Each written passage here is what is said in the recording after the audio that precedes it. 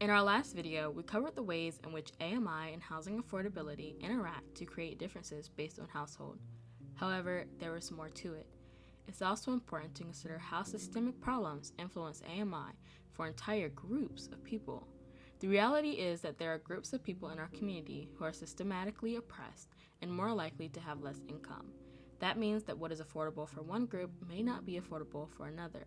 From 2015 to 2019, the median household income in Alachua County was around $50,000, meaning the average household could afford around $1,250 in rent each month.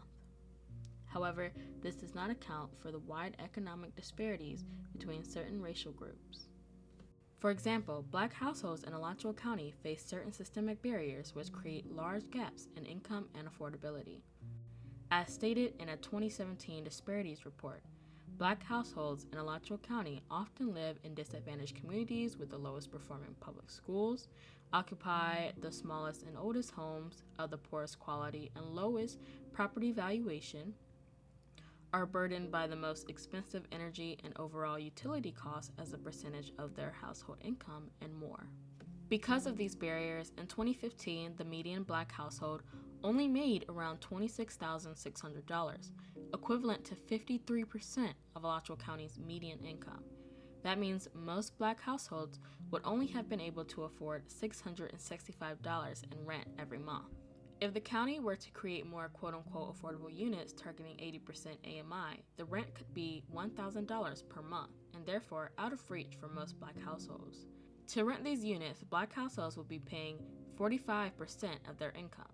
So if we focus on making affordable units at 80% AMI, the majority of Black households, the same people who need them the most, would not even be able to afford them. If you would like to learn more about the impact that race has had in our community, check out my blog in the description below. And it's not just race.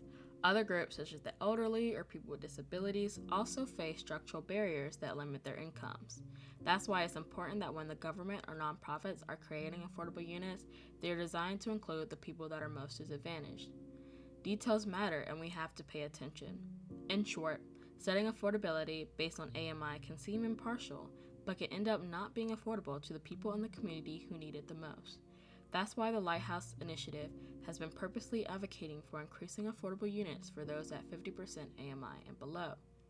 Thank you all for listening. I hope this series has been eye-opening and that more people will utilize this information to make change.